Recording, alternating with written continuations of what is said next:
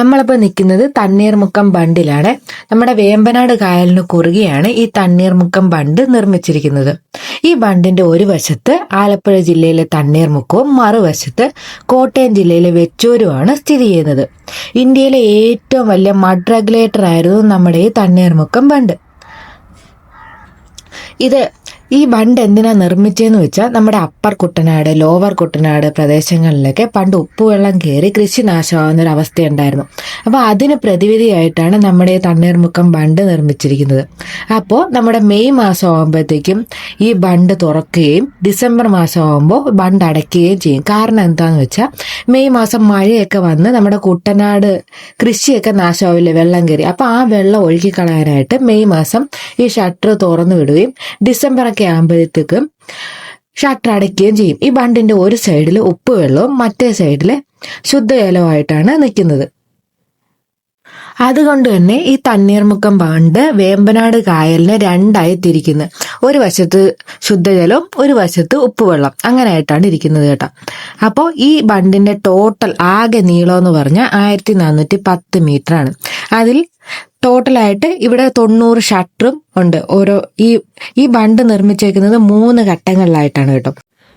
1974 ബണ്ട് നിർമ്മാണം ആരംഭിച്ച് 1976 മുതൽ ഗതാഗത യോഗ്യമാക്കിയിട്ടുണ്ട് ഈ ബണ്ട്. അപ്പോൾ 1974 മുതൽ 2014 വരെയാണ് ഈ 3 ഘട്ടങ്ങളിലായിട്ടുള്ള ബണ്ടിന്റെ നിർമ്മാണം നടന്നിരിക്കുന്നത്. ഇതിന്റെ മധ്യഭാഗത്തായിട്ട് ഇപ്പോഴും പഴയ ബണ്ടിന്റെ മൺതിട്ട, പണ്ട് പഴയ ബണ്ടുണ്ടാക്കിയത് മൺതിട്ട കൊണ്ടിട്ടായിരുന്നു ഉണ്ടാക്കിയിരുന്നത്. ഇപ്പോഴാണ് ഇതുപോലെ പാലമൊക്കെ വന്ന് ഗതാഗത യോഗ്യമൊക്കെ ആയത്. അപ്പം മുന്നേ ഉണ്ടായിരുന്ന ബണ്ടിന്റെ കുറച്ച് പോർഷൻ ഇപ്പോഴും മൺതിട്ടയായിട്ട് സെന്ററിൽ നിലകൊള്ളുന്നുണ്ട്. അപ്പം ഇവിടെ വിനോദസഞ്ചാരികൾക്കും വൈകുന്നേരങ്ങളിലും ഒക്കെ നമുക്ക് പോയി കായൽ ഭംഗി ആസ്വദിക്കാനും ബോട്ട് യാത്ര ആസ്വദിക്കാനും ഒക്കെ പറ്റിയ ഒരു രീതിയിലേക്ക് അവരിപ്പോൾ ചെയ്തു വെച്ചിട്ടുണ്ട്. അപ്പോൾ നൈറ്റ് ലൈഫ് ആസ്വദിക്കാൻ പറ്റിയൊരു നല്ല സ്പോട്ടാണ് ഇപ്പം നമ്മുടെ തണ്ണീർമുക്കം ബണ്ട്. ഈ ബണ്ടിന്റെ 2 സൈഡിലും മൺതിട്ട അവർ പണ്ടത്തെ ബണ്ടിന്റെ പോർഷൻ അവിടെ നിർത്തിയിട്ടുണ്ട്. അപ്പോൾ അവിടെ ഇപ്പോൾ ഷോപ്പുകളും കോഫി ഷോപ്പും അങ്ങനെ ഐസ്ക്രീം പാർലർ അങ്ങനെ കുറച്ച് ഇതൊക്കെ വന്ന് ലൈറ്റും കാര്യങ്ങളൊക്കെ ആയിട്ട് നമുക്ക് വൈകുന്നേരങ്ങളിൽ അവിടെ പോയിട്ട് അവധി ദിവസങ്ങളിലും വൈകുന്നേരങ്ങളിലൊക്കെ അവിടെ പോയിരുന്ന് ഇതുപോലെ ഭംഗി ആസ്വദിച്ച് തിരിച്ചു വരാൻ പറ്റും. അപ്പോൾ അവിടെ house boating service, boat service, speed boat service ഒക്കെ ഉണ്ട് കേട്ടോ. അപ്പം നമ്മുടെ ഈ ബോട്ട് സർവീസും ഹൗസ് ബോട്ട് സർവീസും ഒക്കെ എൻജോയ് ചെയ്യാൻ വേണ്ടിയിട്ട് കുറേ വിദേശികളും ടൂറിസ്റ്റുകളും ഒക്കെ ഇവിടെ എത്തപ്പെടുന്നുണ്ട് കേട്ടോ. ഈ വെക്കേഷൻ സമയമൊക്കെ ആകുമ്പോഴത്തേക്കും നല്ല തിരക്കും ബോട്ട് സർവീസും ഹൗസ് ബോട്ട് സർവീസും ഒക്കെ ഒത്തിരി ഉണ്ടാകാറുമുണ്ട്. ഈ ബണ്ടിന്റെ വേറൊരു പ്രത്യേകത എന്ന് പറയുകയാണെങ്കിൽ ഇവിടെ ഒരു ഹൈഡ്രോളിക് ലോക്കിംഗ് സിസ്റ്റമാണ് ഇവിടെ ഇപ്പം നിലകൊള്ളുന്നത്. അതെന്തിനാന്ന് വെച്ചിട്ടുണ്ടെങ്കിൽ ഈ ബണ്ടിന് കുറുകെ അപ്പുറം ഇപ്പുറം നിന്നിട്ട് വരുന്ന ബോട്ടിനും വള്ളങ്ങൾക്കൊക്കെ കടന്നു പോകാനായിട്ടാണ് ഈ ഹൈഡ്രോളിക് സിസ്റ്റം. അപ്പോൾ നമുക്ക് അപ്പുറം നിന്ന് വരുന്ന വള്ളങ്ങൾക്ക് കടന്നു പോകാനായിട്ട് ഈ ഗേറ്റ് ഓപ്പൺ ചെയ്യണ്ടേ, അതിന് വേണ്ടിയിട്ട് ഒരു ലോക്ക് ഉണ്ട്. ആ ലോക്ക് ഓപ്പൺ ചെയ്ത് വള്ളങ്ങളെയും ബോട്ടുകളെയൊക്കെ കടത്തി വിട്ടതിന് ശേഷം ഈ ലോക്ക് ക്ലോസ് ചെയ്യും. അങ്ങനെയാണ് അതിപ്പോൾ പ്രവർത്തിച്ചുകൊണ്ടിരിക്കുന്നത്. ചെറിയൊരു പനാമ കനാൽ മാതൃക എന്ന് വേണമെങ്കിൽ നമുക്കിതിനെ പറയാം. നമ്മളിപ്പോൾ ഇവിടെ വന്നേക്കുന്നത് ഈവനിങ് ടൈമിലാണ് കേട്ടോ.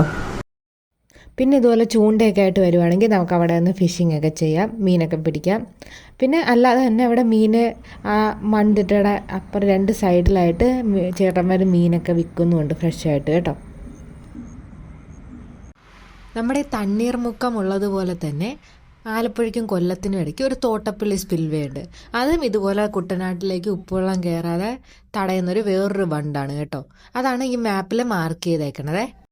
പിന്നെ ഈ മാർക്ക് ചെയ്തേക്കുന്ന ഒരു സൈഡ് തണ്ണീർമുക്കം ബണ്ടും മറ്റേ സൈഡ് നമ്മുടെ തോട്ടപ്പള്ളി സ്പിൽവേ ആണ് കേട്ടോ മാർക്ക് ചെയ്തേക്കുന്നത്. പിന്നെ ഇതിനോടടുത്തായിട്ട് തന്നെ ഒരു KTDCയുടെ റിസോർട്ടും ഉണ്ട്. അപ്പോൾ നമുക്ക് ദൂരെ നിന്നൊക്കെ വരുന്നവർക്കാണെങ്കിൽ അവിടെ റൂം എടുത്ത് സ്റ്റേ ചെയ്യാനുള്ള സൗകര്യങ്ങളൊക്കെ അവിടെ തന്നെ ഉണ്ട് കേട്ടോ.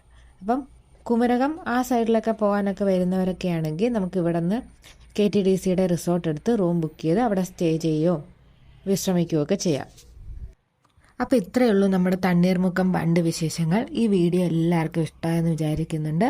വീഡിയോ ഇഷ്ടമായെങ്കിൽ ലൈക്ക് ചെയ്യാനും ഷെയർ ചെയ്യാനും സബ്സ്ക്രൈബ് ചെയ്യാനും മറക്കല്ലേ. Thank you for watching.